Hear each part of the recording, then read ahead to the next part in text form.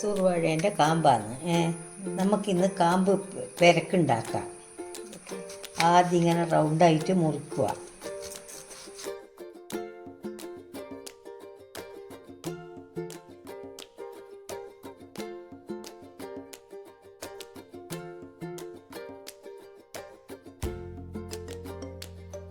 ഇത് നൂലെടുക്കുക.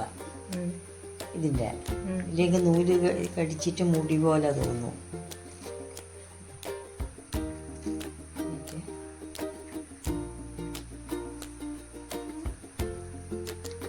നീളത്തിൽ ഇതിലിങ്ങനെ 4 കഷ്ണമാക്കുക. അതിന് ശേഷം വിലങ്ങനെ വെച്ചിട്ട് ഇങ്ങനെ ഇതാക്കുക, മുറിക്കുക. വെള്ളത്തിലിടണം, ഇല്ലെങ്കിൽ ഇതായി പോകും. വെള്ളത്തിൽ കഴുകുക.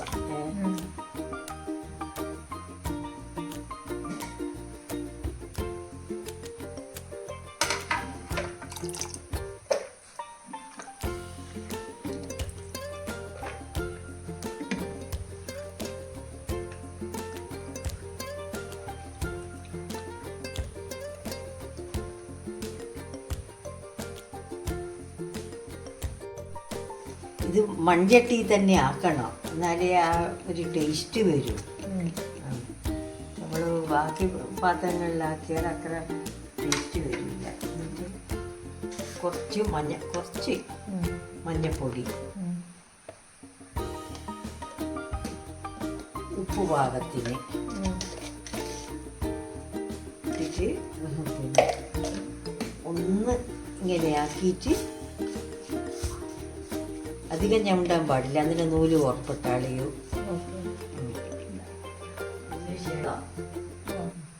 പുളിവെള്ളം ഒഴിച്ചു കൊടുക്കുക.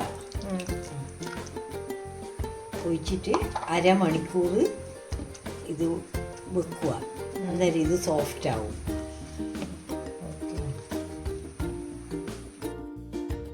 തേങ്ങ എടുക്കുക. എന്നിട്ട് അതിൽ മുളക് പൊടി ഇടുക. പാകത്തിന് നിങ്ങളെ എരിവിനനുസരിച്ചിട്ട് മുളക് പൊടി ഇടുക. എന്നിട്ട് ഇത് അരച്ചെടുക്കട്ട്. ഇതൊന്ന് പുളിവെള്ളം ഇത് അരച്ചെടുത്തിട്ട് വരുന്നതിന് കേട്ടാ.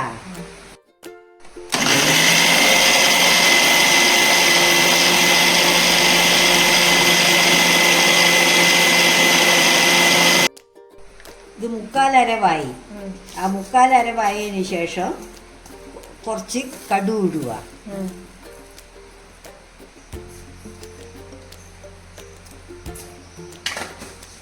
കടുകിട്ട് പിന്നെ ചെറുതായി അരിഞ്ഞ് ഇഞ്ചി കഷ്ണം, പിന്നെ വെളുത്തുള്ളി അത് കൂട്ടിയിട്ട് അരക്കുക.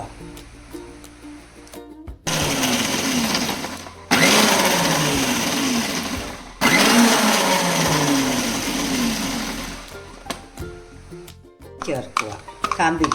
ഓക്കെ, നല്ലോണം മിക്സ് ചെയ്യണ്ട, ജസ്റ്റ് അങ്ങനെ അങ്ങനെയാ, അല്ലാണ്ട് നല്ലോണം പേസ്റ്റ് ആക്കണ്ട. നല്ലോണം പേസ്റ്റ് ആക്കരുത്.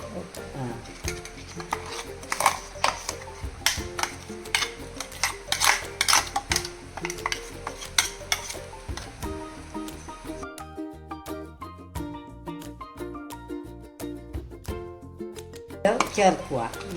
ഇത് ചേർത്തിട്ട് പിന്നെ ചൂടാക്കുകയോ ഇതൊന്നും ചെയ്യരുത്. നല്ലോണം മിക്സ് ചെയ്യുക.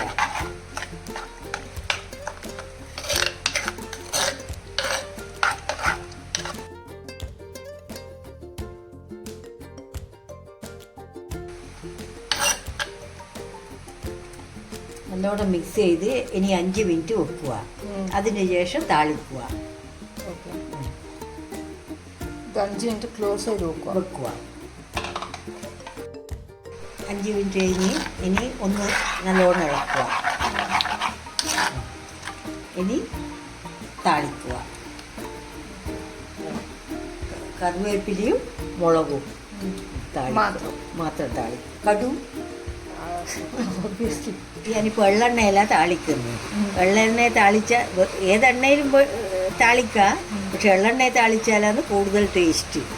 ആ, അതുകൊണ്ട് ഞാൻ എള്ളെണ്ണയല്ല താളിക്കുന്നത്. ഇത് എണ്ണ ചൂടായി, എണ്ണ ചൂടായിട്ട് എനിക്ക് കടുക് ഇടുക.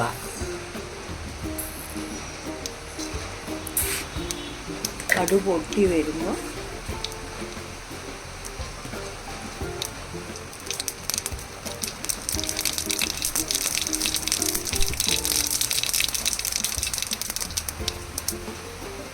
വറമുളക് ഇടുക.